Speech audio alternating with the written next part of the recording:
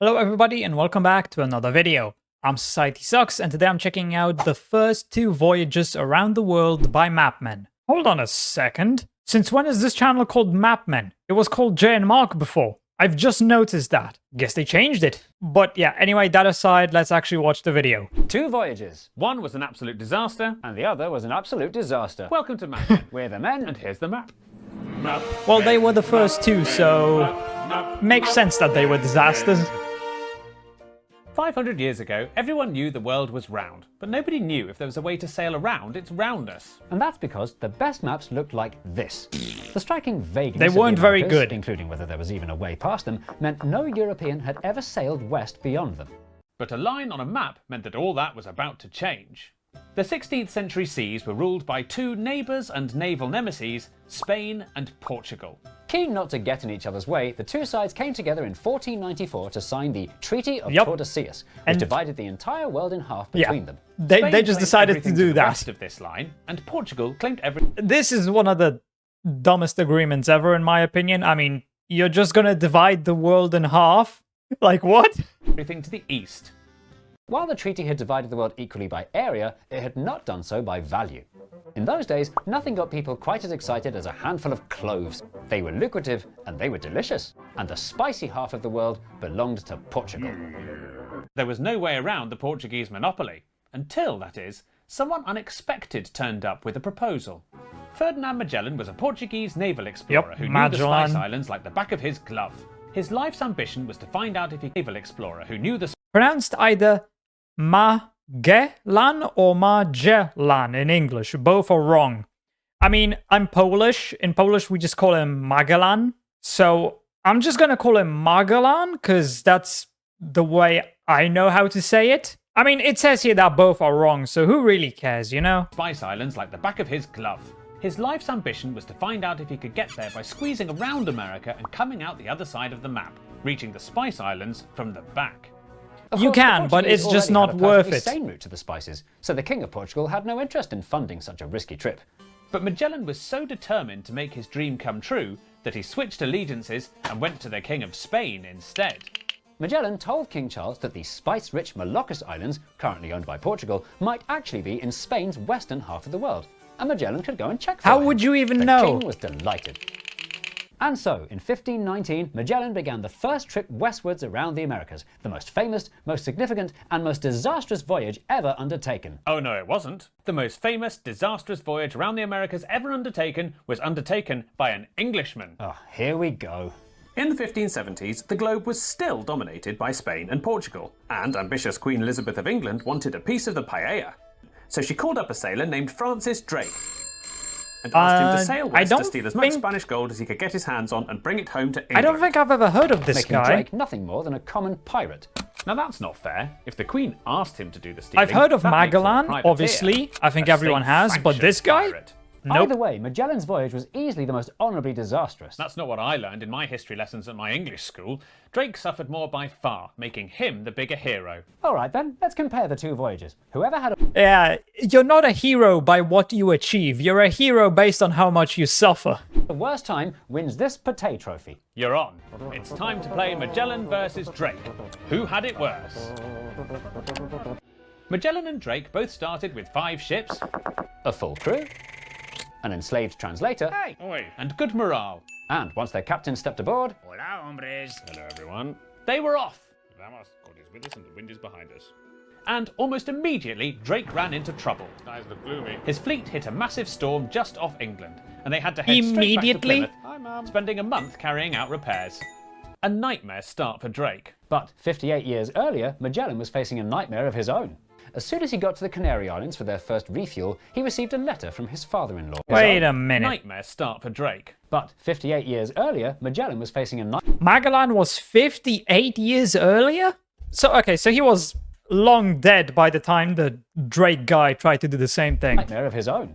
As soon as he got to the Canary Islands for their first refuel, he received a letter from his father-in-law informing him that some of his Spanish crew were planning a mutiny against him because they didn't like him because he was Portuguese. Nossa, senhora. Meanwhile, on Drake's voyage, a nobleman on board the Pelican called Thomas Doughty was causing a nuisance. Although he knew nothing about sailing, he was technically Drake's social superior, leading to a constant power struggle between the two. Pull that rope. Don't pull that rope. Turn left. Don't turn left. Just go straight. Just go straight. Drake moved the difficult Doughty to a different ship, hoping the problem would just go away. It's just going to make it Magellan's worse. panicking that a mutiny is about to happen. And Drake's panicking that a mutiny's about to happen. I wonder what's going to happen next. A mutiny. So far, nothing I've shown Chris and Chrissy has quite fit the bill. But I've got one more property that might just sway them. I don't know why, guys, but first impressions. Yeah, it's all right. Okay. Should we take a look inside? Obviously I'm guessing this is a bit where they're joking about some sort of show, but I don't know who he's pretending to be. Oh, very nice.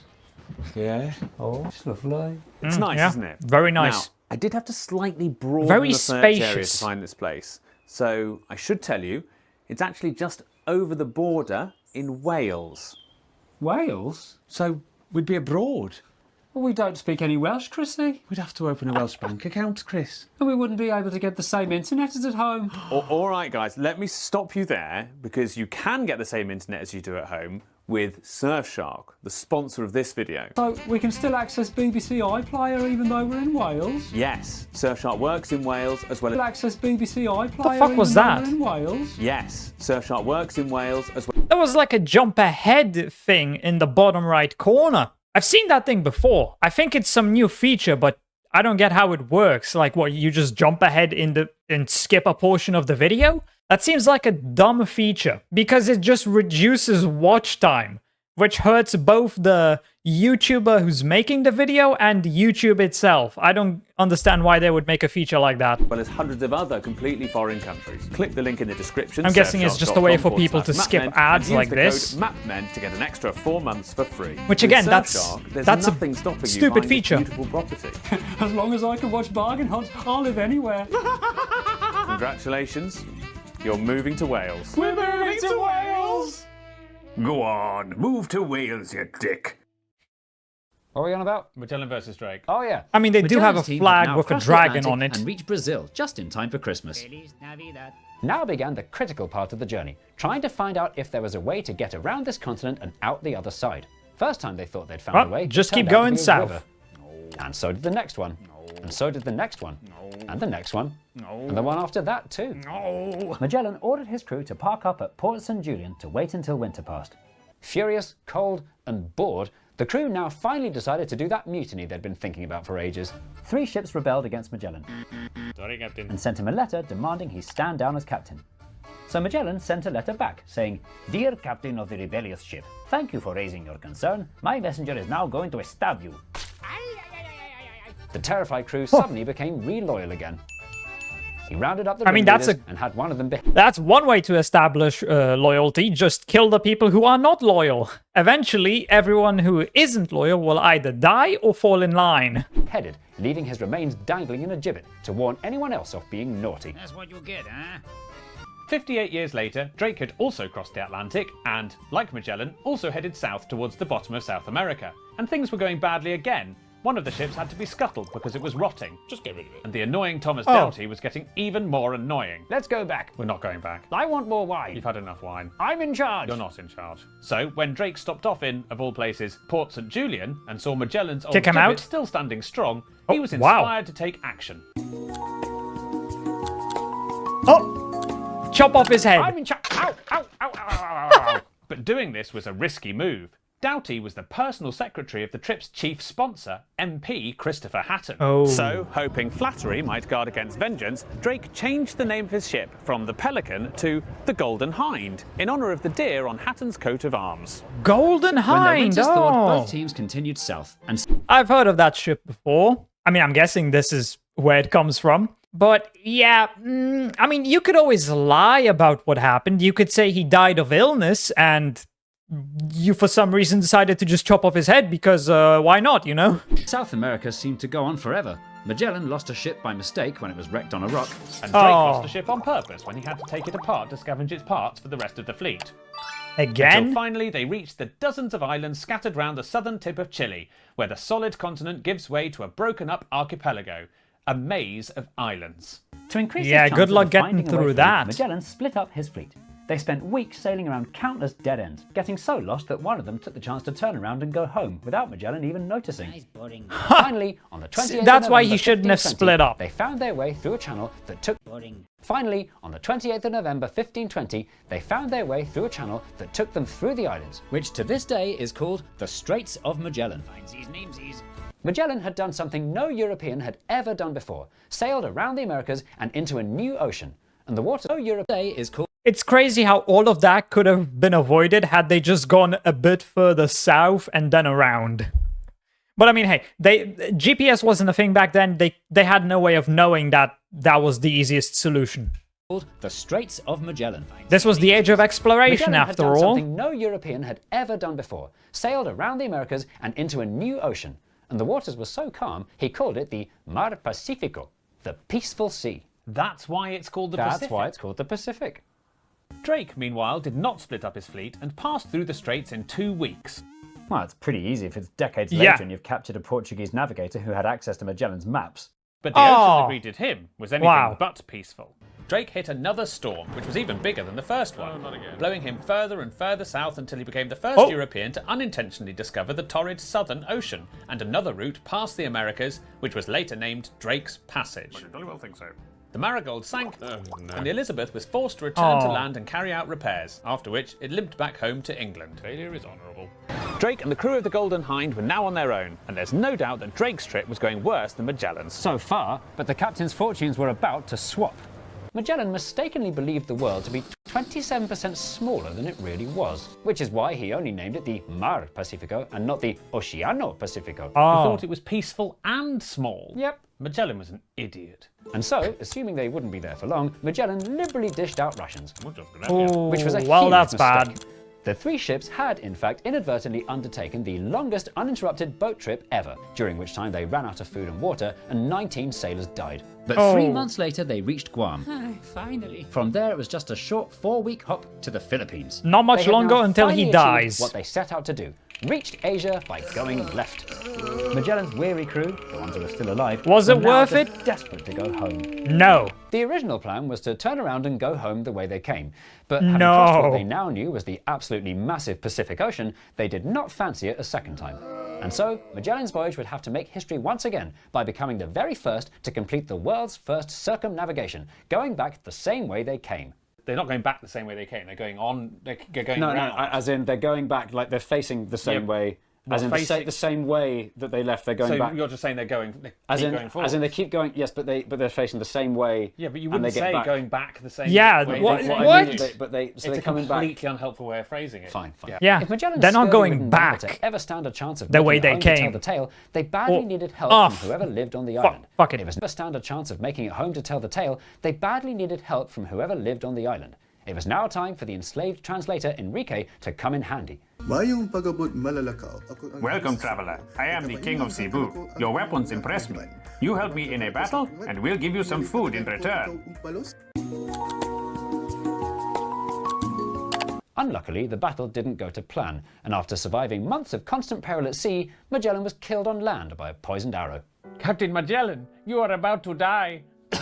Yes. What is your dying wish? Get the rest of the crew back home. I wish to free you, Enrique. Okay. Enrique enjoyed about 12 minutes of freedom before the new captain revoked it again and sent him to do some more important translating. Furious Enrique did some sneaky mistranslating instead. Ang kakung bagong pangulobot niya tamagan ninyo kami. Payan ang kaluhan unong katawo. The new captain shuffled away with just 104 injured men, which was only enough to crew 2 of the 3 remaining ships. Thanks for the boat.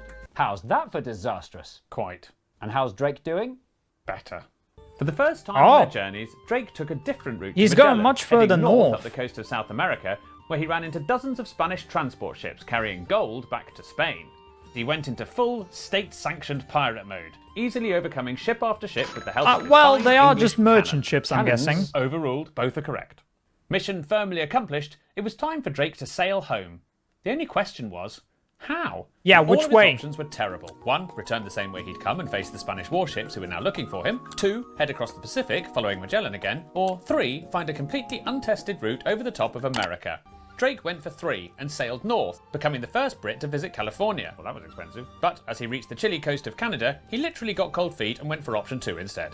Like Magellan, Drake was now also consigned Well, to be honest, they probably wouldn't have survived going north. I highly doubt they would have had the resources necessary to survive the trip. So that was probably a good idea to just go back south. a trip all the way round the world, whether he wanted it or not. He made the Pacific crossing in a grueling 68 days before his emaciated crew also arrived in the Philippines. What does emaciated mean? They look like you. After which, he found his way to the spice-rich islands of the Moluccas. Which was exactly where Magellan ended up, after their own far more eventful stay in the Philippines. Magellan's dead. It's still his voyage. Fair enough. Both crews stocked up on Europe's favourite dried, unopened flower buds. Cloves. We are rich. But the thing about cloves that perhaps you don't think about because you never normally see more than about 8 in one go, is that lots of cloves are really heavy. Both ships struggled under all the weight. One of Magellan's 2 remaining ships immediately broke. Oh dear. And Drake's Wow. one remaining ship was so heavy it ran aground on a rock. So, The Golden Hind wouldn't budge. So, to lighten the load, the crew threw cannons, munitions, and clothes overboard. Clothes or cloves? Both. And then a gust of wind came along and helpfully set the Golden Hind on its way. well, that was lucky. Both exhausted crews, having been reduced to a single battered ship each, were now ready for the final leg back home to Europe. And they're off! Both fleets head across the Indian Ocean. It takes Drake 2 months to get from Java to Africa. But the weather's worse for Magellan, who takes 5 months as more crew die of starvation. The Golden Hind rounds the Cape of Good Hope in desperate need of repairs. Magellan's starving crew are forced to make a very risky stop in the Portuguese-owned Cape Verde Islands. Drake has to refuel on the dangerously unknown coast of Sierra Leone. 13 of Magellan's men are imprisoned by the Portuguese. They only have 18 crew left. All Drake's sailors have got head lice. Magellan's crew all stink. Drake's sleep apnea is flaring up. But on the 6th of September, 1522... On the 26th of September 1580, they make it home. So it's time to tally up the results and see whose trip went worse. Yep. I mean, I'd say Magellan's trip was worse because he died and Drake lived. Okay, right. Ah, no. Oh dear. I see. The clear winner of most heroically disastrous voyage and the deserving recipient of Magellan. the Tay Trophy is Ferdinand Magellan. Perhaps it's not important whose journey went worse. What's way more interesting is who managed it first. Who was the first human being to do a journey all the way around the planet? Magellan. His voyage was 50 But he years was before dead. Drake's. Magellan died halfway around the voyage. Oh yeah, forgot. It's his crew members well, his ship that made it get back, the trophy. So this trophy goes to whoever jumped off the ship first. Unless you know exactly who that was, you cannot award this trophy to anyone on that voyage. Oh yes, I can. Remember Enrique? Magellan's translator. He stayed behind in the Spice Island. Exactly. Historians believe that Enrique originally came from either Indonesia or the Philippines. He would have first arrived in Spain from the east. So, assuming he was back in his homeland when he left the ship, or if he was very nearby, depending on the definition of circumnavigation, there's a very good chance this unknown slave was in fact the first human being to complete a full journey around the planet. Unfortunately, that's just an assumption with no proof to back it up. No concrete proof, so can't really give him the title or the trophy. It's just going to be some random person of Magellan's voyage that actually managed to survive. So tell that to your old history teacher. All right.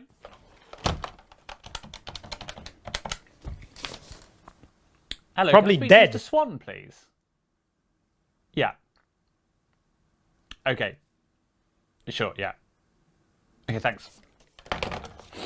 Well, He died in 2006.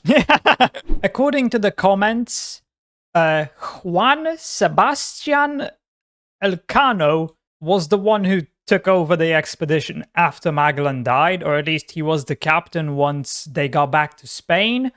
So you could say he was the first person to circumnavigate the Earth. But yeah, both of these trips were complete disasters, which isn't surprising since they were some of the first people to try this and successfully do it. In the end, they did succeed. They may have lost the majority of their crews, ships, and pretty much everything else, but they made it to the end, so it's a success. But yeah, that's it for this video. I hope you enjoyed. If you did, please consider subscribing and leaving a like. If you want to see more reactions, check out this video right here. And with that, I hope I'll see you in the next video.